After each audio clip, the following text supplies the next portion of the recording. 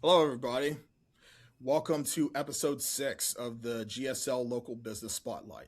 I'm Robert Rippey, founder and CEO of GSL Media LLC here in Columbus. Today's episode is brought to you by Stansberry Media and Strategy. If you're a business owner feeling stuck, overwhelmed, or uncertain about your next move, Tiffany Stansberry helps entrepreneurs develop clear strategies, strong content, and practical roadmaps for growth. I've had the opportunity to work directly with Tiffany, and I can tell you she's passionate about helping people move forward. To learn more, connect with Stansberry Media and Strategy by looking her up on all social media.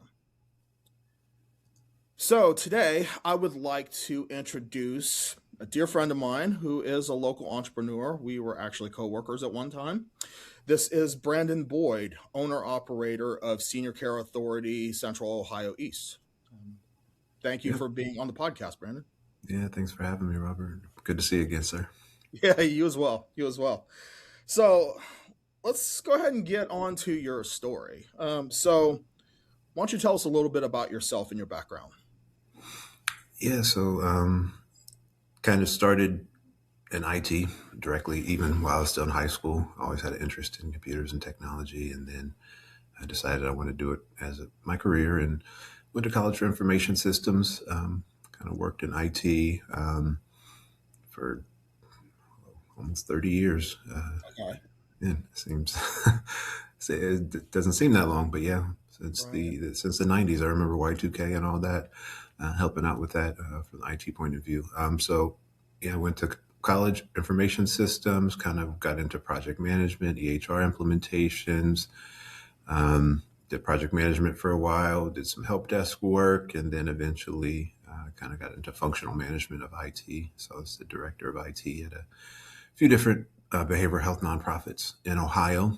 And then kind of with, the changing times and the different things going on in the government, I realized that I didn't really want to do IT until I retired. So started looking for other opportunities, and that kind of brought me back to helping my grandparents out during the last 5 years of their life.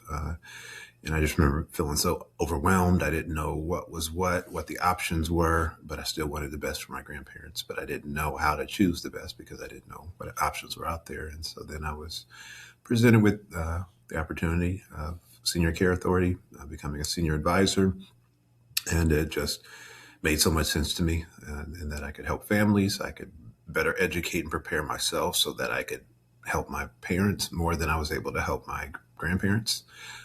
Also help myself and my wife when we come to that stage, because we're all aging, and many of us think we'll never become seniors, but the reality is most of us will, and we'll get to the point in our lives where we may need a little extra help. And so that's kind of who I am and how I got started in this industry. Awesome. So you kind of touched on this a little bit, how you were helping your grandparents, and how that led you into going into senior care. Is this something that you've always wanted to do with your life? No, not necessarily. It's something I honestly didn't even know that existed. Just being a young man, growing up in Central Ohio, you just think about building your life. You don't think much about senior care and options. I didn't think about it at all until my grandparents went through it. Yeah, so I didn't really think about it at all until and my grandparents went through it. And then, of course, you love your grandparents. You want the best for them, and you're trying to help them. But it's just so many different options out there. What's the difference between Medicare, Medicaid? What's the difference between skilled nursing and assisted living? All those sorts of things.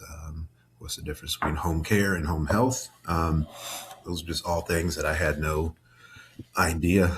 So it's not something necessarily that I always wanted to do. It's just when life circumstances presented itself, I was confronted, and I saw a big need. And then, after my grandparents passed, I honestly just kind of forgot about senior care. It was, Okay. not something that I had to do anymore. But then, just with the changing circumstances of life and looking for new opportunities, I've always been interested in entrepreneurship, but I'm not a huge risk taker. So kind of starting a company from the ground up um, wasn't something that really appealed to me. So my company is a franchise, and that was a kind of a business model, buying a business in a box, basically giving me a Okay. proven structure to work with was something that really appealed to my risk tolerance level. It's always a risk starting Sure. any endeavor, but I felt like it's a little bit less of a risk just buying into a franchise arrangement because it's already something that's been proven, time and time again in different markets. And there's of course no guarantees for me, but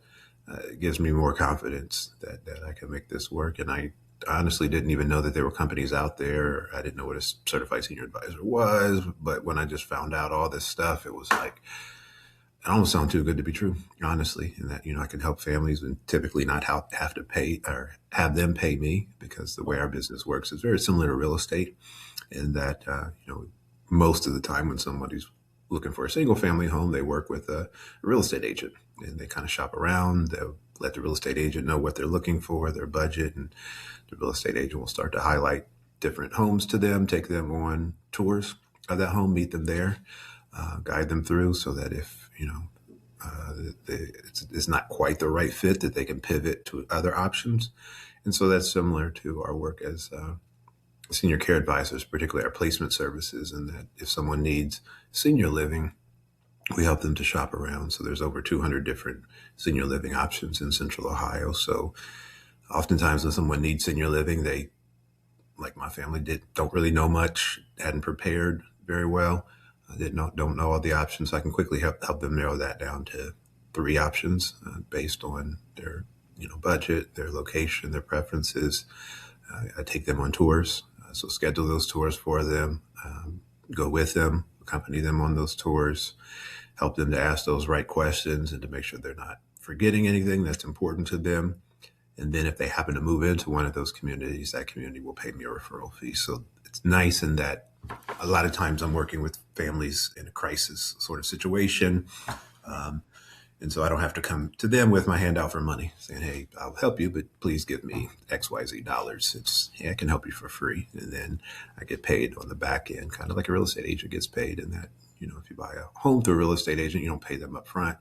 If you happen to, they get paid on the back end after that transaction is done. So that's how our placement services work. And I thought that was a really beautiful thing. And it really encouraged me to want to get into the business. And so I can help families without having to charge them directly, but still make ends meet for myself and my family. Right, absolutely. And what I love about your business is that it solves an immediate problem. And it's an immediate problem that a lot of people don't think about until the time actually comes. Um, Something else you touched on as well and made me think about my own personal situation with my late parents. I grew up in a small town, so there weren't really that many options as far as senior care. There were Mhm. maybe 2 senior care facilities, and you don't necessarily know what questions to ask even when the time comes. So it's good to have someone like yourself who is well versed in this world that can help someone navigate through all this. And that's what I really love about your business. Yeah, I agree. It's nice to have a guide, and that could just help you to be more confident in your decision. I just think back to when I was looking for my home. I valued my real estate agent's opinion. Is this home priced right? Is it, are there other options, around the corner that are better?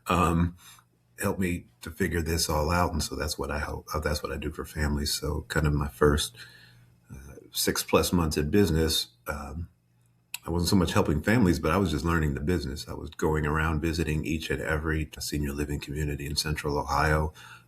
Took me some time because there are quite a few options, Right. but you know, um, reviewing their state reports, just asking those questions myself as if I was a prospective family member, just getting to know the communities and really understanding the people that are at those communities as well, because that's really what it's all about. It's not about buildings, but it's about the care that people receive. So trying to get a sense of what their staffing ratios are, what their turnover is like. Is it one of those? There are, in senior living, as in many industries, there's staffing issues, and Right. so is it one of those communities that everybody's only been there for 3 months? Okay, well, that's okay, but that may indicate that there's an issue. Or is it a community that has a lot of longer tenured staff where that's, to me, a good indicator that that community has a solid foundation of care. So just knowing all those type of things, and really being an insider in the industry is something that I can bring to the table and help families with that they're not going to find on the internet.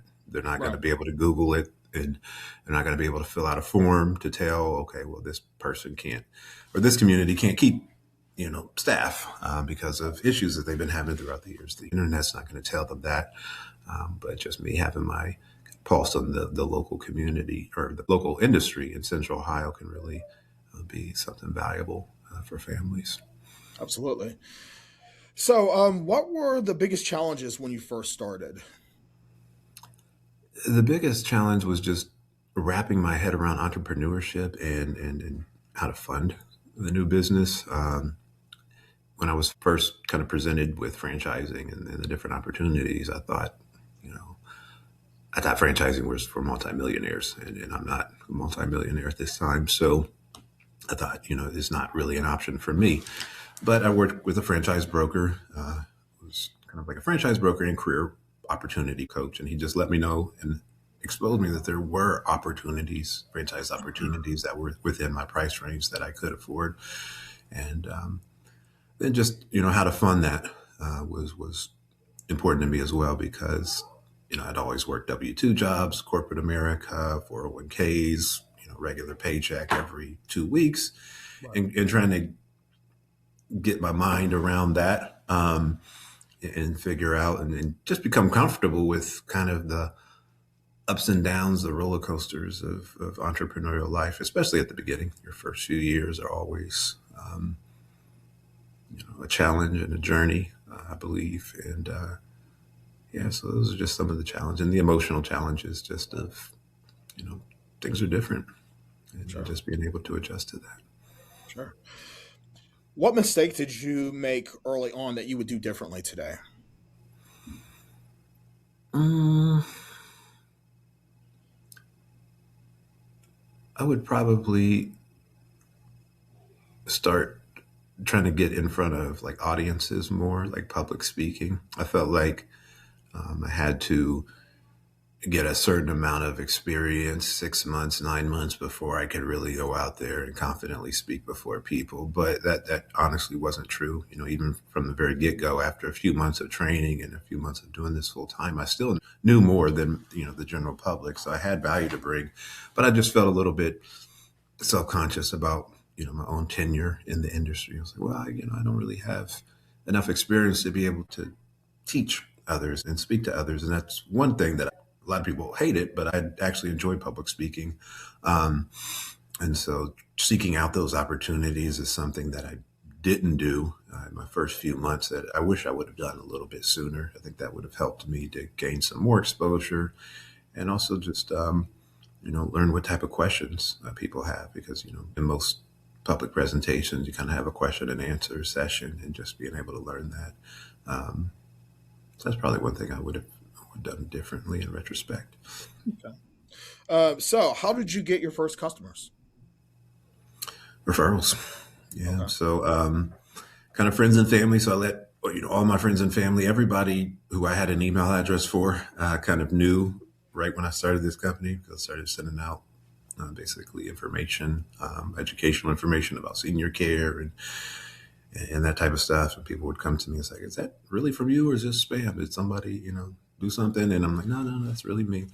So my first few customers were friends and family. And then also referrals from business partners, just the relationships that I've been able to establish over the last year, elder law attorneys, home care agencies have referred clients to me. And that's just been a big help because a lot of times people don't know the general public doesn't know that there's senior care advisors out there to help them guide them through senior living. They think that they have to do it themselves. And so a lot of people will start down that route. And even some of the families that I've helped have been families that didn't know that services like mine existed. So they did it the do it yourself route. They got less than ideal results, kind of got results that weren't sustainable for them. And then they got with me and I helped them to find better senior living arrangements for their circumstances. And yeah, so that's kind of how I got my first few customers, just those referrals, and then friends and family, just my own personal network, because everybody knows somebody who's aging. It could use a little bit of extra help. So it's not as if I'm a super niche industry that nobody can relate to, but everybody has a loved one that they're a little bit concerned about. Right. Or even if they don't right now, they have in the past. And you touch on a good point. I think a lot of people, and sometimes even entrepreneurs or anybody that's in some type of sales profession, they underestimate the value of referrals. I think in a lot of ways can be the lifeblood of any business because as opposed to doing cold prospecting, when you have those warm referrals, it makes it a lot easier to try and pitch your service or your product. Yeah. Yeah, I wholeheartedly agree. It's just, and especially in any sort of senior care realm, because there's so many scams and all that targeting seniors, and I've run up into that a little bit. Is people, when I tell them what I do, especially if they don't know me already, sometimes they have their guards up against scams. And like, okay, well, I don't know. You said something about seniors and everything senior related. We have to be on guard against scams. But when it comes with that warm referral of somebody that they've already worked with, maybe elder law attorney that they've done some work with, and then he refers them to me, or they started with in-home care and got that nice service, and then they're needed to make a move anyway, and then they get that referral. Those are so much more valuable. Those sort of warm referrals are so much more valuable to me than as you mentioned, just cold prospecting or reaching out to families directly without that warm introduction. Right. So, what's been your most effective marketing strategy? Um, just getting the relationships, just meeting all the different professionals in senior care, letting them know who I am, what I do. Of course, with any industry, there's other people doing similar work, so competitors, just letting them know how I'm a little bit different than other people doing the work. Kind of my personal story is motivating me. It's definitely not a money thing for me as far as this industry or this work. Um, so telling my story, just building those relationships, having those coffees, having those one-on-one conversations. And I'm a strong introvert, so kind of the bigger networking groups, sometimes I go to them, but I don't really, because of my nature, I don't really establish great relationships that way. So I kind of had to peel people off and be able to meet them one-on-one and having those one-on-one talks. And that helps people to see where I'm coming from, let them know that I'm genuine. And that's kind of been the best way to get out there. Awesome. So, what advice would you give someone thinking about starting a business? Pray about it. Yeah, honestly, I'm a man of faith, so just have, just have a lot of prayer, communication with your God or your higher power or whatever you want to call it, but whatever works for you. But um, yeah, just pray about it a lot. Speak with your family about it because it's going to impact them as well. Sure. It's an emotional ride, but it's well worth it. You'll learn so much. But just make sure that everybody is kind of on board. And that's one thing I did. And that's honestly one of the first questions when I was even talking with my franchisor. He was like, how did your wife feel about this? And I think he knew through his years of just, helping franchisees that, if somebody's next of kin is not on board with their entrepreneurship journey, it's going to make it a lot more difficult. And thankfully, my wife was on board.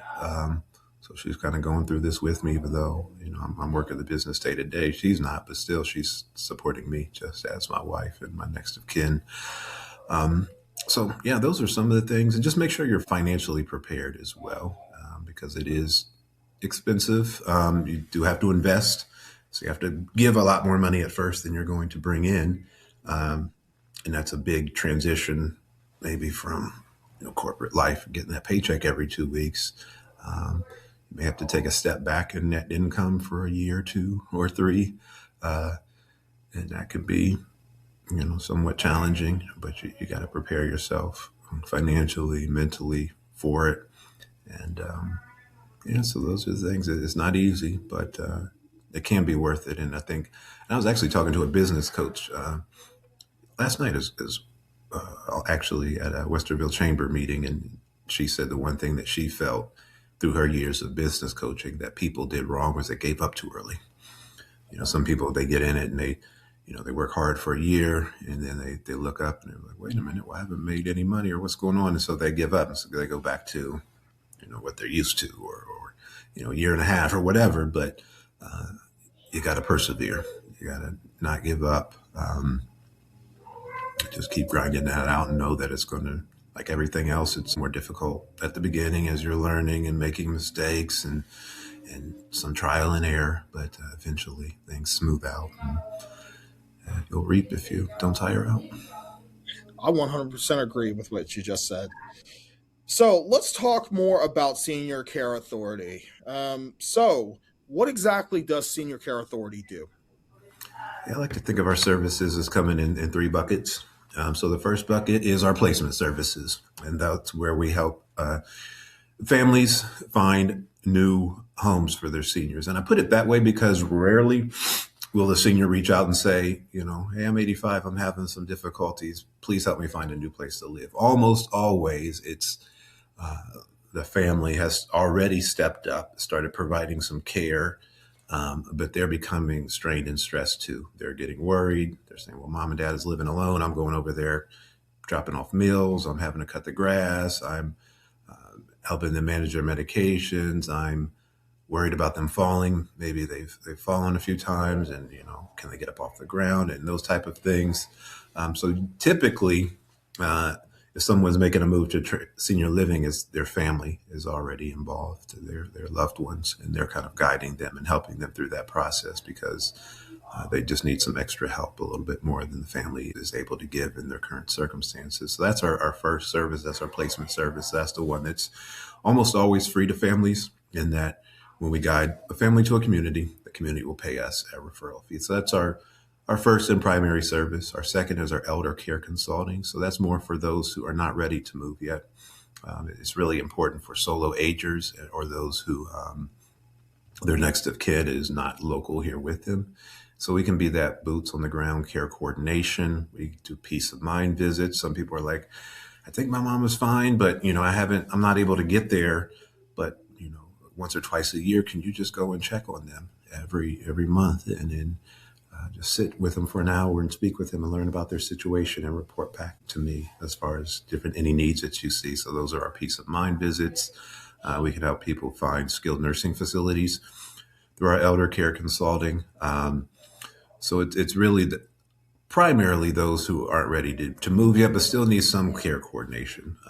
I can help them find in-home care, because there's dozens and dozens of in-home care companies all around Central Ohio. So which ones are reputable, which ones are going to provide that good service, or which ones are not so much. I can help you stay away from kind of the less than ideal people that are providing those services in our industry.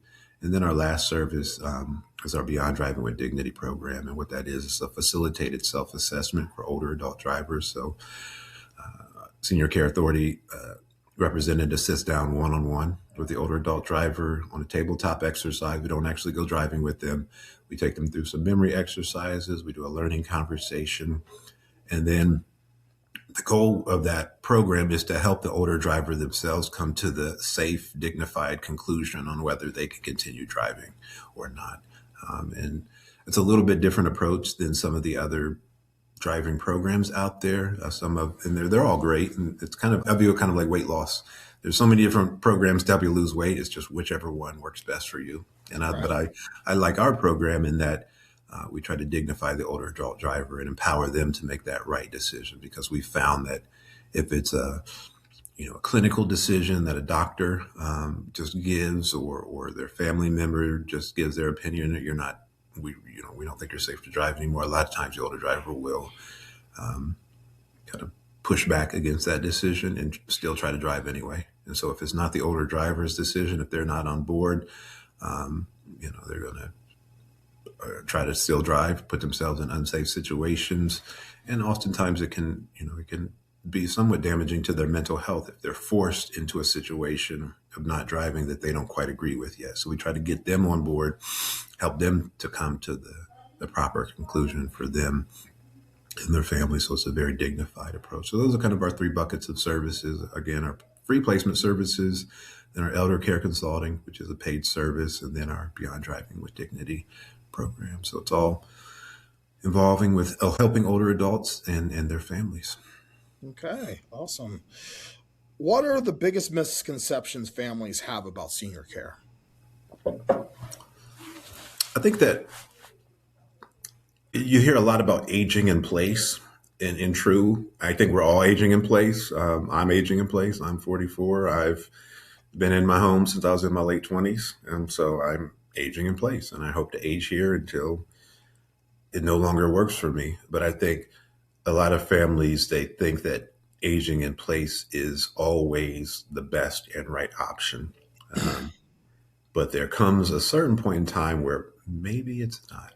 Just because the home or your apartment where you have been living since you were in your 30s and 40s, just because it worked for you decades ago does not mean it's the best place for you right now. And I think back to my grandmother. They moved into their home on the north side of Columbus when she was in her 30s. She stayed there until she was in her 80s. She never moved. But really, her last few years of life, the home didn't suit her anymore. She wasn't able to maintain it. We had to come and help cut the grass and maintain the lawn and any plumbing issues, electrical issues. We kind of had to help coordinate. She couldn't manage her finances anymore. She couldn't bathe herself. She couldn't go up and down stairs of her own home. And so her home just wasn't the right, most comfortable place for her anymore. It was just something she couldn't maintain herself. It was starting to become a burden for the family to try to maintain our homes and her home. And some of this, just the setup with the stairs, just wasn't really even safe for her anymore. So I think that's kind of the main misconception that families have, is that we have to stay home. We have to stay home. We have to, and we got to try to force it. And I encourage everybody, stay at home as long as it's practical. But I've talked to my wife. We have a lot of stairs in our house, and I let her know that when and if we get to the point in our lives where we have difficulty going up and downstairs, we're just going to move. We're not going to try to, force ourselves to stay here because this is, where we spent our 30s and 40s. We can't be so attached to physical locations, but we need to get where is best for us at what stage of life we're in. Right. So I think that's kind of the biggest misconception families have, is just trying to stay at home too much. And also they just really don't know the options, because some people think, well, it's either you stay home or you go to a nursing home. And that's just not the reality. That doesn't have to be the reality. There are other options: assisted living, independent living, even assisted living memory care that are out there for older adults that can be a nice option instead of a nursing home, because a lot of people have a negative connotation of nursing homes. They've been in them in years past. Bad smells, just, things, just sights that they didn't want to see. And there are still, unfortunately, nursing homes out there like that. Not all of them are like that. There's, as with everything else, there's good ones and bad ones. But I think some people just don't know what options are out there for senior living. And thus, they think that they have to stay home even if their homes don't work for them anymore. You just touched on that as far as not knowing what options are available. What signs tell a family it may be time to start exploring options? Yeah. Well, there could be a variety of things, but really it's the impact that helping your loved one is having on the whole family. Is it starting to become too much? Are you concerned about their safety? Falls taking place. That can be a big indicator. Just is your loved one eating right? I'm working with a family now in the Lancaster area, and one of their main concerns is their mother's living alone right now. She doesn't have a memory dementia diagnosis yet, but the family suspects that she may have some early signs of dementia, and they're just concerned about her eating because when they ask their mother, "Have you eaten today?" Her mother says, "Why? I'm not really sure. I can't remember." So just and of course, our nutrition is so big in our lives. So things like that, just your loved one not being able to remember if they've eaten or not. Medication management, are they able to take their medications on their own? Sometimes that can become an issue, specifically if dementia is involved. You become forgetful and forget to take those medications that are essential for your well-being. So it's not necessarily just one thing, but it's kind of like a lot of little signs. One that I think that is underrated or just not emphasized enough is just that human connection. Humans weren't designed to, live in isolation. And I know my grandmother, after my grandfather died, she lived in isolation. She lived in her own home, but 23 out of 24 hours a day, she was home alone by herself. She couldn't drive anymore. Well, she never drove in the first place, but she had limited mobility. She couldn't get out and walk to the bus stop or anything like that to get anywhere. So she was almost like a prisoner in her home. So she got very isolated. And I think that's one of the beauties of not just for older people, but anyone with mobility limitations, that communal living can be a better option in that you have built-in social structure right there. So instead of, you have to get in your car and drive somewhere to get some social connection, all you have to do is leave your apartment and walk down the hall. And people are going to be right there. And people get on their nerves sometimes, but it's still, they're essential for our well-being to be around people, being able to converse with them, interact, see them. So that social connection. So if someone's kind of just in the phase of their life where they're not able to get around very good and they're becoming isolated, that can be another big sign. It's just for their mental health that maybe senior living in a communal setting would be a better option for them. And then, of course, our mental health affects our physical health. Sometimes if that isolation issue is fixed, then people see better outcomes in their loved one's physical health as well. So it's a lot of little things, but those are all indicators that it may be time to start thinking about it. Okay. So, from your experience being in this industry, what questions should families ask when evaluating care options? Yeah. Well, look, there's so many care options. So first, just educating yourself on what they are. And I always encourage people to bring in-home care first. So Okay. where you're at, so there's various agencies around Columbus that will bring in they're not a nurse, they're there, but they are trained. So just if your loved one needs some companionship, they just need a little help with cooking and cleaning, bathing, even transferring, just bring in some help. And if you go that route, that will be cheaper than moving into a senior living community. But there comes a point in time where if you need a whole bunch of that type of help, then moving to a senior living community will be your better option because, of course, 24/7 in-home care is very expensive. But if you only need 4 to 8 hours a week, that's manageable. Most families can do that. And most of those options are private pay. And when you're looking at those, just look at, the reputation of the provider. How long have they been around? You can look at their Google reviews. Also interview the manager or owner to get a sense of what their ethics and their values are, because that's kind of spread down to the caregivers and all of that as well. And talk to 2 or 3, and whichever one you feel is the best fit, choose that. And then as far as evaluating senior living communities, I always encourage the first thing, the smell test. So right when you walk in the front door, take a big whiff if you're not too scared and see what you smell.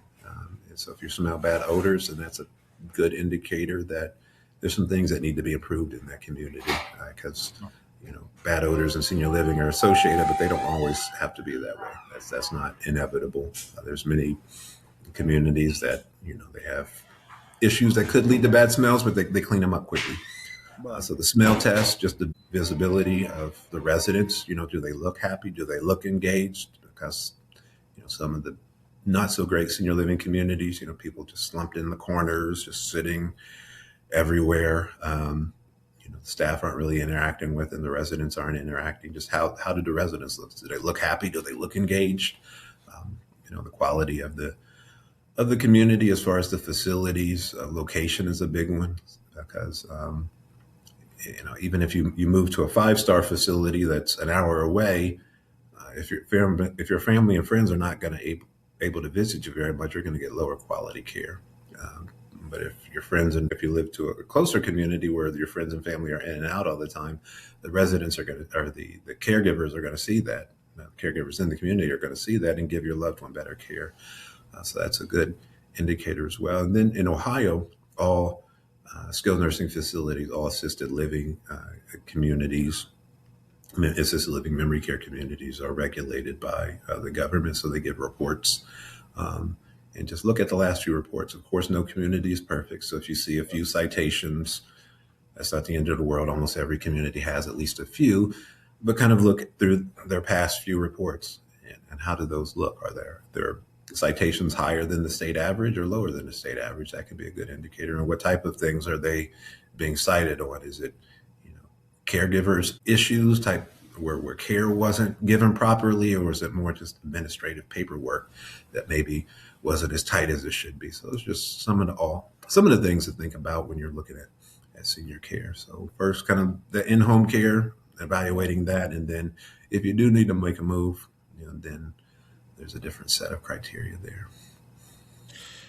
And I like that because in my own personal experience with my late mother, she started having health problems. She actually had 3 strokes, and her mobility started to decline very quickly.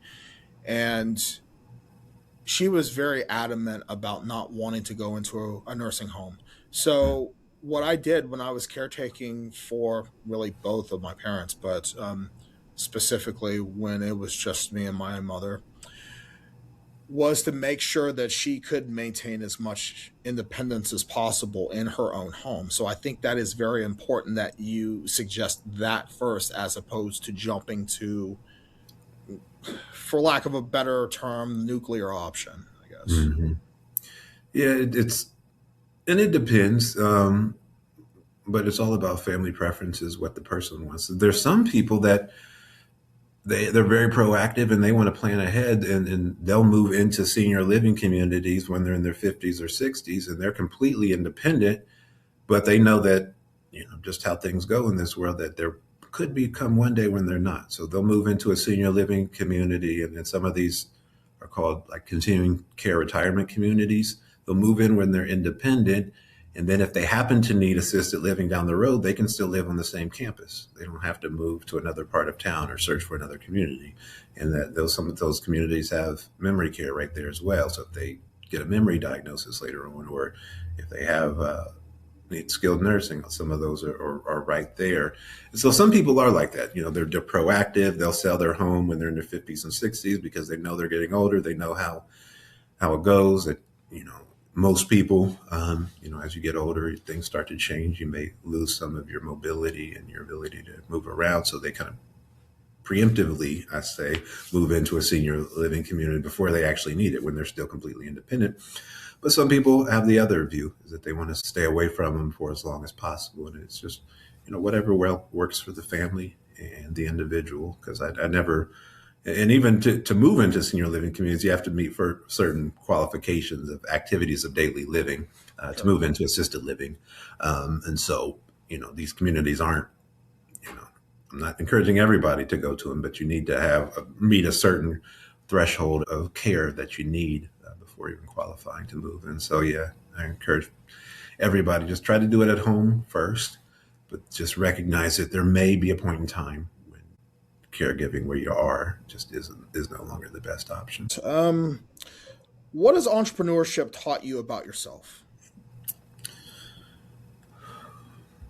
A lot. Um, just that I can be resilient, that I do have what it takes, and that I can be patient. And it's difficult when you're working, 40, 50, 60 hours every week, but you're not really seeing the results yet, Yeah. especially in your first year, first few months. But to be able to still keep the faith, still keep your vision, and to know that your work is not in vain, and that you're building the groundwork, maybe even some underground work, so to speak, that is not even visible yet, but you're laying the foundation for your future success, for the future growth of your business. It's a kind of a different mindset than, when you start a new job, you get paid 2 weeks later. That's just the way it goes. Right. But entrepreneurship is a different ball game, and just to know that I can do that, but it's also an emotional journey.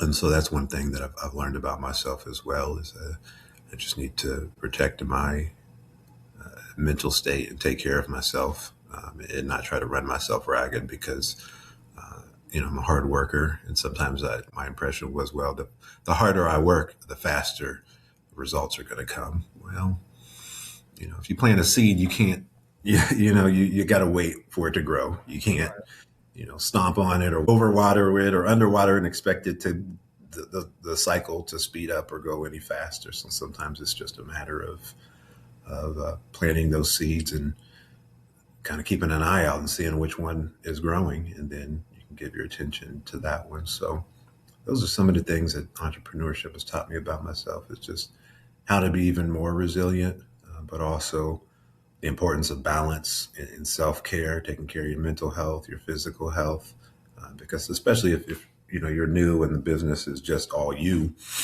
there's like, if you're in a bigger company, you can kind of have a bad day and then slack off and somebody else will pick up the slack. But if it's all you and you're having too many bad days, then that's really going to start to hurt your business. So Right. to make sure that you're having your mind and your health is to the point where you can work your business appropriately, because it is, at least initially, a lot of entrepreneurs start, solopreneur or with a small team. So that can be so essential. So those are some of the things that it's just taught me about myself. Make sure you take care of yourself, and really stay balanced. Put the first things first, and have that strong faith. And just remember why you started in the first place, because that can be a little bit difficult when things aren't going as you wish they would. Um, Kind of going back to your why, and why you embarked on the entrepreneurial endeavor in the first place. So, what do you love most about doing business here in Columbus? Um, it's just a vibrant, growing market. Um, Central Ohio it's it's a great place to live and work. I don't necessarily like the winters so much. Kind of, it's just our weather between January and I say March or April is not pleasant. That can be a difficult time of the year, especially if you seasonal depression and the dark gray days. But other than that, it's a great place to live and work, and there's just so many opportunities. Um, there's people flocking here from all across the nation. We have the university here; it's the seat of our state government. I feel like those two things kind of insulate our local Central Ohio economy from some of the up and downs of other industries. So we don't rely so much on industries that have a lot of up and down, but we're relying mostly on the state government and then the university. And there's other industries here as well, but I feel like those two big ones kind of keep our economy grounded here in Central Ohio. And yeah, there's just so many opportunities. I think that's the big thing, and so many opportunities to network. And everybody's pretty collaborative. I mean, there's competition out there, but it's not, as if I've found, at least, it's not malicious competition. It's just we're just wanting to really do the best that we can with the businesses we have, and provide services to those that are in need. Right. So, where do you see Columbus heading over the next few years? Um, just continued growth. Just kind of, I don't. Hopefully, we don't get too big, but just continued growth, and Yeah. And as far as senior living is concerned, in particular, kind of through my lens, I think we're going to need a lot more communal senior living communities like assisted livings. I think our society, you know, many decades ago, we were set up in a way, just our culture was set up in a way as, if our older one in our family needed some help, we either moved in with them or they moved in with us. But a lot of times our family dynamics and our homes just aren't set up that way anymore. So sometimes we're going to have to pay for our loved ones to go into a communal type assisted living environment. And so I think we're going to need a lot more of those because everybody's aging. And thanks to advances in medicine and in clinicians and all that, we're living longer than we have in the past. And so sometimes we need those supports even more so than we did in the past. And I feel like decades ago, our lifespan was a lot shorter, 60, 70 years. And then that was it. Now we're living 70, 80, even 90s sometimes. And so our current housing stock is not really set up for 80 and 90-year-olds. So we're going to have to build new places that are a little bit more, they call it age inclusive design. So I see a lot more age inclusive design coming for certain communities, not relying so much on stairs, grab bars and showers and all that stuff kind of staying standard. I hope to see that a bit more. And that will even help people to age in place more, because a lot of our older homes, at least, weren't designed with 80 and 90-year-olds in mind, Right. But there's certain modifications that can be made, but I hope to see more and more intentional design so that, people can stay at home even longer if that's the option that they want to go. What's the most rewarding part of your work? Helping families, helping them to get more peace in their lives. I helped a family in Reynoldsburg. It was the nephew reached out to me just to say, well, my aunt and uncle, I'm their next of kin. They don't have any children. And he just let me know their situation. They've had a few falls. They live at home alone now, but they're no longer able to maintain the home. I'm having to go over there and cut the grass. My wife has to go and prepare meals for them every day. And we're in our 60s as well. And they're in their 80s. And, we're kind of being run ragged trying to support two different households. And he said, and they weren't high income either. So they had a little bit of retirement funds coming in, but really most of their money was tied up in the equity of their home. And I kind of explained to him, well, some of these communities out here, they'll allow you to private pay for a duration at 1, 2, 3 years. And then after that, they accept Medicaid as payment if you run out of money and deplete all your funds, because he thought that, you got to be rich to move into senior living. You got to have multi-million dollars. And that's true for some communities. But for other ones, they're more flexible on the pricing options. And so there's a lot of beautiful communities in Central Ohio that will even accept Medicaid day one as a payer if you get approved for the assisted living waiver through the Central Ohio Area Agency on Aging. So, of course, if you have a lot of money, that gives you more options because you can private pay, then all the options are available for you. But even if you are a lower income, lower assets, there's still options, nice options out there. You have to jump through a few hoops because, if you want Medicaid and the government to be your payer, then, they want to make sure you qualify. Wow. But, there's just beautiful options really at every price point. So that's kind of one thing I just want families to know, and that I like helping families to recognize that, that there are options out there, just because some people think, well, mom or dad doesn't really have much money, so we have to keep them at home. That's the cheapest and best option because, they don't have much money. Well, not necessarily. Even if they don't, there's still options out there. So that's one of the things I like helping families appreciate, that senior living can work for almost everybody if you need it, and that we just want to make sure that the families are safe, that their loved ones are safe and well taken care of, and that can just increase the peace of mind. So I really love that part of my job, is just helping families to find options that they didn't even know were available, that they never even thought about.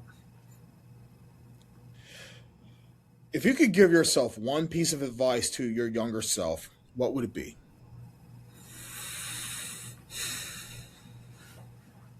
Um, just stay close to God. Just keep communicating with Him. Allow Him to communicate with you, and keep His guidance in your life. I mean, I've always tried to do that. I've never, you know, we all have our ups and downs, but I've never not tried to do that. But that would be kind of my biggest thing, and keep that priority in order. Keep Him first. Keep your family second, and keep your business at best third, because that can be hard when you're in entrepreneurship. You want to work so hard, you want your business to be successful, and that's something my wife had to give me some wise advice on recently, is just making sure that I stay balanced and stay prioritized. So if you put your business first in your life, you can do that. People do that, but that's not the way that I would advise my younger self to do it. That's not the way I'd advise anything to do it. So keep your priorities in order. That's one thing I would tell my younger self. And just because those are at the end of the day, that's kind of what really matters. It's those relationships that you have with your creator, the relationship you have with your loved ones. Those are the things that are most valuable to you, not any entrepreneur. I mean, businesses and stuff are important, but they pale in comparison to, in my opinion, those big things. Absolutely. So, how can people learn more about Senior Care Authority Central Ohio East? Yeah, well, I'm always looking to network, so I love hopping on video calls and having conversations with folks. Meeting them for coffee, explaining to them what I do, how we might be able to collaborate. So people can reach out to me. Our website is www.seniorcareauthority.com, and then /Central Ohio East. My contact information is on there. So you can call, email me.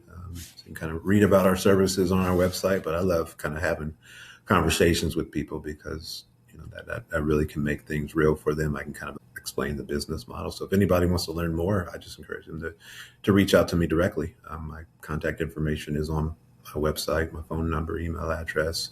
And I'd love to be able to speak with them. So that's what I would encourage them to do. If somebody really wants to learn more, then contact me directly. But if they're just kind of interested, then check out my website, and you can kind of read our overview for yourself. And you can also read the description and find the website as well. So feel free to check it out in the description as well. Mm-hmm. But I would like to thank you for spending time with us on the GSL Local Business Spotlight. This has been a very educational and very inspiring episode, honestly.